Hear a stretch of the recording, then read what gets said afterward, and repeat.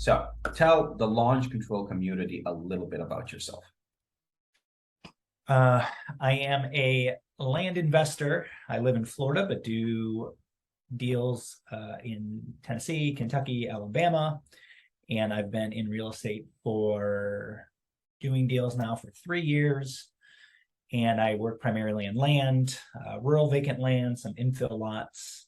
I'm doing anywhere between 4 to 6 deals per month, with primarily all my deals coming through text messaging.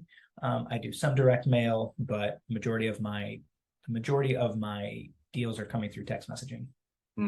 Okay. And how long have you been using launch control, and pretty much what led you to us? What led me to launch control? It was a referral from someone I am in a mastermind with.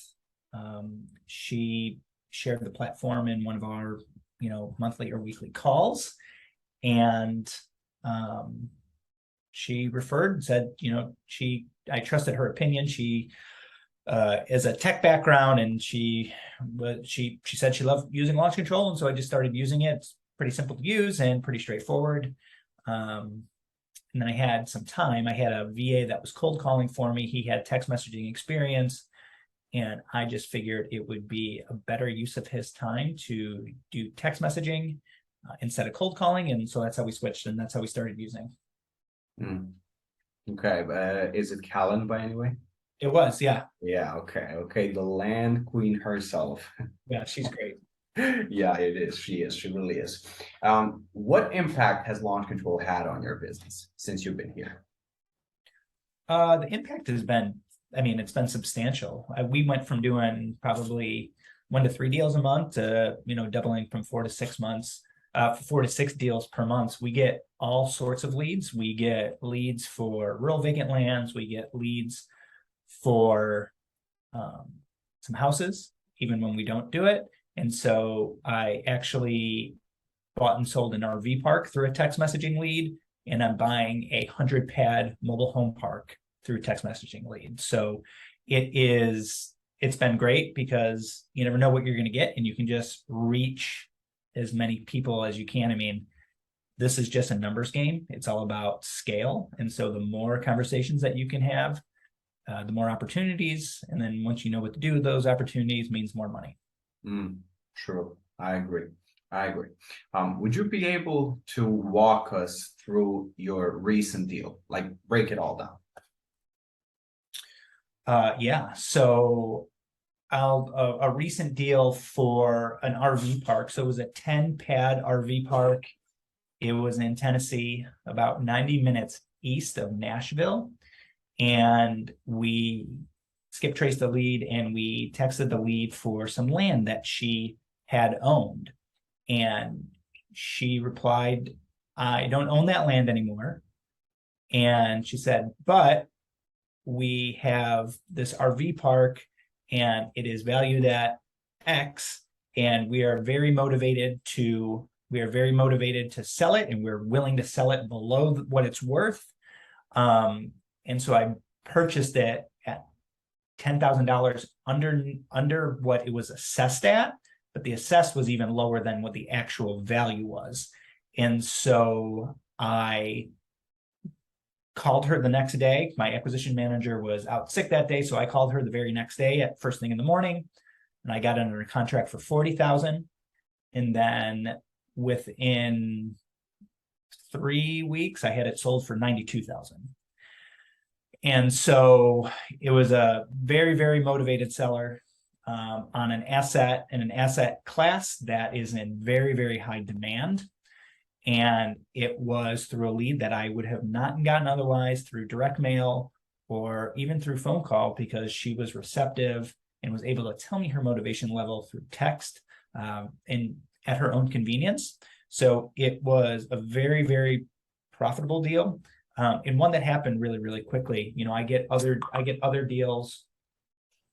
I get other leads and other deals pretty much the same way. The mobile home park, for example, same motivated seller. We had sent him mail. He didn't respond.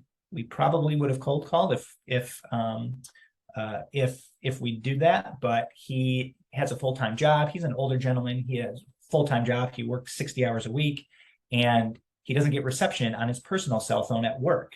So he got the text message at work, and he replied, and he conveyed how much motivation he has to sell this mobile home park.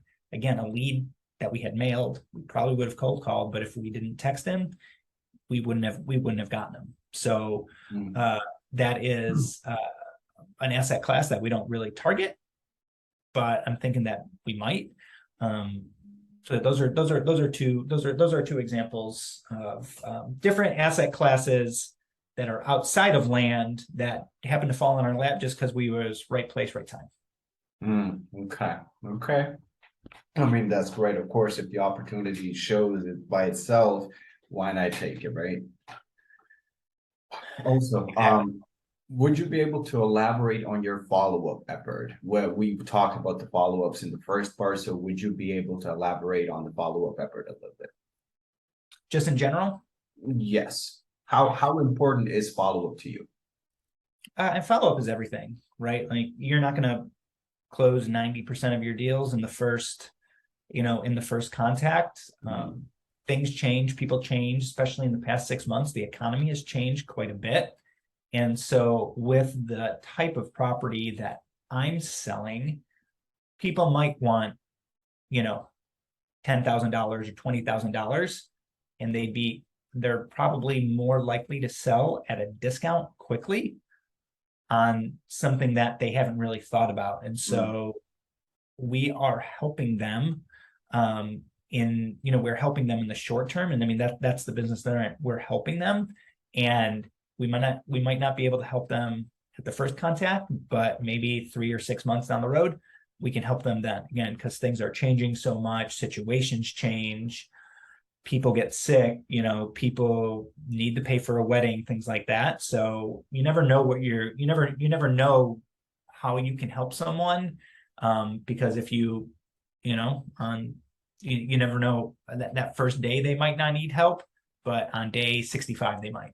Yeah, I agree 100%. Like you said, you never know when a no can turn into a yes, when life changes, when situations changes, and so on and so on. Thank you so much for that. Do you have any launch control or general investing hacks that you use, something unique that you do that gets you closer to a deal? Of course, if it's top secret, you don't have to share it with us, but no, there's nothing secret about it. It's just consistency and it's delegation. That's the name of the game. We're sending 1,200 texts a day, and it's consistency, delegation, and systems. So we've worked out a pretty nice system of when a lead comes in through launch control, we'll get it over the acquisition team so they could look at the property, see if it fits our buying criteria, comp it, and then get that person into the follow-up funnel. There's really no secret. It's just being consistent and delegating to a team and making sure you have the right systems in place.